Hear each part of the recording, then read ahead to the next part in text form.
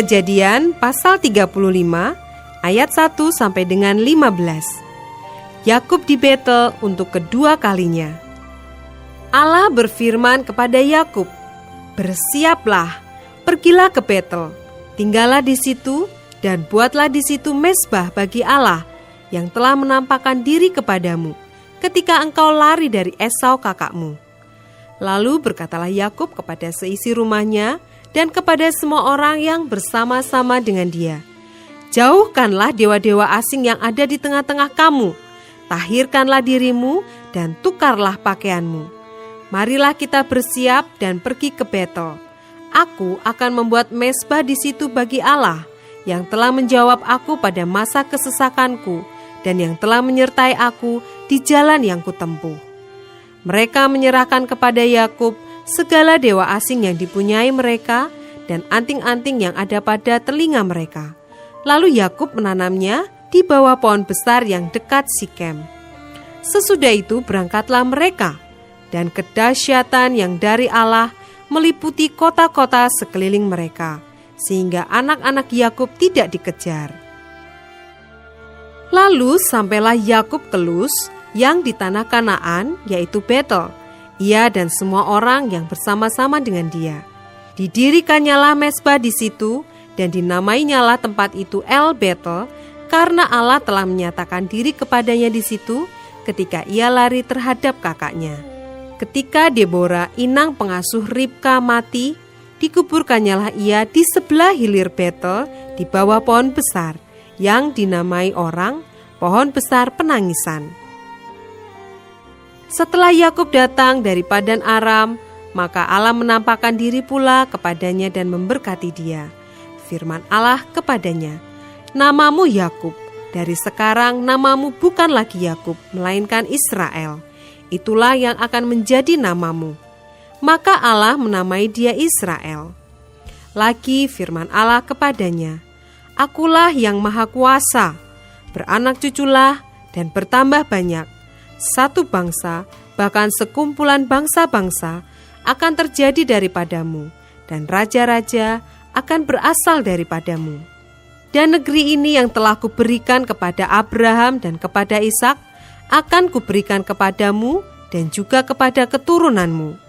Lalu naiklah Allah meninggalkan Yakub dari tempat ia berfirman kepadanya. Kemudian Yakub mendirikan tugu di tempat itu, yakni Tugu Batu.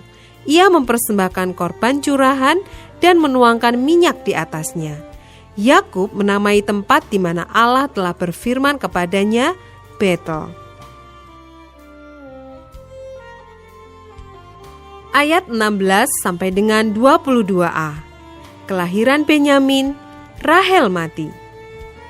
Sesudah itu berangkatlah mereka dari Betel. Ketika mereka tidak berapa jauh lagi dari Efrata, bersalinlah Rahel, dan bersalinnya itu sangat sukar. Sedang ia sangat sukar bersalin, berkatalah bidan kepadanya, "Janganlah takut, sekali ini pun anak laki-laki yang kau dapat."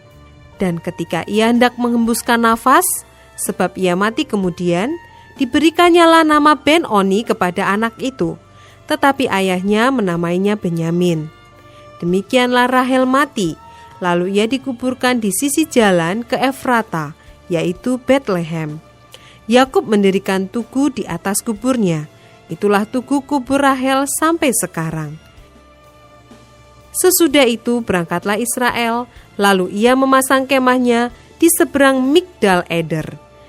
Ketika Israel diam di negeri ini, terjadilah bahwa Ruben sampai tidur dengan Bilha, gundik ayahnya, dan kedengaranlah hal itu kepada Israel.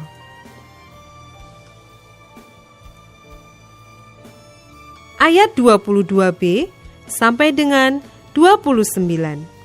Anak-anak Yakub, Ishak mati. Adapun anak-anak lelaki Yakub 12 orang jumlahnya. Anak-anak Lea ialah Ruben, anak sulung Yakub, kemudian Simeon, Lewi, Yehuda, Isakar, dan Zebulon. Anak-anak Rahel ialah Yusuf dan Benyamin. Dan anak-anak Bilha, budak perempuan Rahel, ialah Dan serta Naftali. Dan anak-anak Zilpa, budak perempuan Lea, ialah Gad dan Asher. Itulah anak-anak lelaki Yakub yang dilahirkan baginya di Padan Aram. Lalu sampailah Yakub kepada Ishak ayahnya di Mamre dekat Kiryat Arba. Itulah Hebron, tempat Abraham dan Ishak tinggal sebagai orang asing. Adapun umur Ishak 180 tahun. Lalu meninggallah Ishak. Ia mati dan dikumpulkan kepada kaum leluhurnya. Ia tua dan suntuk umur. Maka Esau dan Yakub, anak-anaknya itu, menguburkan dia.